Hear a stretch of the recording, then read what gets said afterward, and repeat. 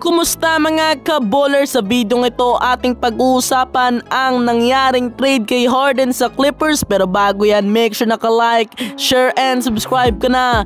Click the bell all nang updated ka sa mga nangyayari sa basketball world. So eto na ang pinakahihintay ng lahat pagkatapos ng mga senaryo netong si Harden sa kupunan ng Sixers. Siya nga po ay na-trade na sa Clippers. Kapalit nga po netong sila Nicolas Batum, Robert Covington, Marcus Morris Sr., KJ Martin at multiple picks. By the way, ka-baller, kasama na na-trade netong si James Harden, etong kakampi niya rin na si PJ Tucker. May mga nagtatanong na ka-baller kung ano ang posibleng maging epekto netong si James Harden sa Clippers. Pero bago yan, atin munang tignan ang kanilang possible starting lineup.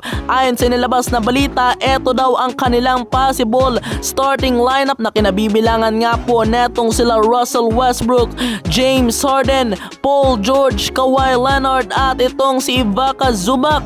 Kung inyong papansinin ka-baller, ang bagong lineup ngayon ng Clippers talaga namang napakalakas at meron na silang Big Four sa katawan nga po netong sila Westbrook, Harden, Paul George at netong si Kawhi Leonard. Tapos dagdagan mo pa sa bench na mga solid din na itong sila Highland, Powell, Terrence Mann, PJ Tucker at etong si Mason Plumlee. Talagang magiging unstoppable ang expectation ng karamihan ngayon sa Clippers, lalong-lalo na meron pang chemistry ang tatlong manlalaro dyan na sila Tucker, Harden, Westbrook, na kung saan etong tatlong to ay dating naglaro na rin sa Houston Rockets. Marami ng mga NBA fans ngayon ka-baller ang nagsasabing Clippers na ang malaking tsansa na manalo ng kampyonato dahil nga sa puno sila ng mga superstar at puno rin sila ng mga shooter at ang iba dyan kayang magdala ng kupunan na pwedeng mag-average ng 20 plus points per game.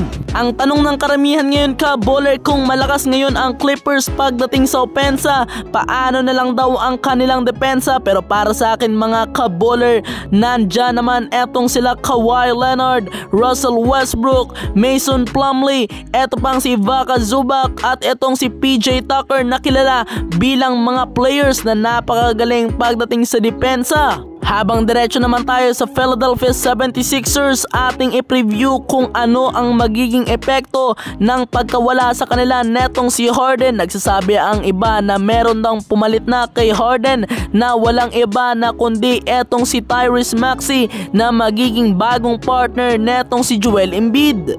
Kung inyong titingnan ka-baller, ang panibagong starting five ngayon ng kupunan ng Philadelphia 76ers na kinabibilangan nga po netong sila DeAnthony Melton, Tyrese Maxey, Tobias Harris, Marcus Morris Sr. at Joel Embiid, talaga namang kayang-kaya pa rin makipagsabayan para sa akin. Bago tayo magpatuloy ka-baller, kung bago ka pa lang, i-subscribe mo na yan, i-click mo na rin ang notification bell button para updated ka sa mga gantong video. Salamat! Tapos okay pa rin ang kanilang bench, talagang napaka-solid pa rin ng kupunan ng Philadelphia 76ers para sa akin dahil nga meron pa naman silang superstar na etong si Joel Embiid, plus meron pa siyang katulong na si Tyrese Maxey na kaya kang bigyan ng 30 points per game. So yan ka-baller ang preview natin sa nasabing trade ni Harden sa Clippers at kung ano ang magiging epekto nito. Pero ka-baller, ano pong masasabi niyo dito?